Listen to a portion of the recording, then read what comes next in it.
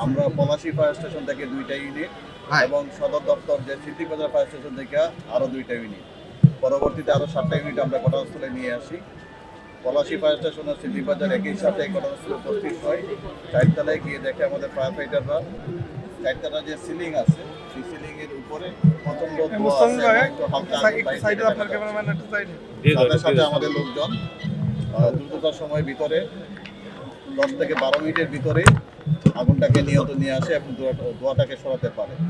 কিন্তু দেখা গেছিল যে ফায়ার এক্সটিংগুইশারটা কিন্তু তারা ব্যবহার করছিল, কিন্তু যেহেতু সিলিংয়ের উপরে যেহেতু আগুন, যার কারণে আগুনের যে উৎপত্তি স্থল ছিল সেই উৎপত্তি স্থলে সেই ফায়ার এক্সটিংগুইশার ব্যবহার করা সম্ভব হয় না। প্রচণ্ড ফায়ার এক্সটিংগুইশার যেটা ব্যবহার করা হয়েছে, যার কারণে পাউডারগুলো এলোমেলো অবস্থায় উঠতেছিল।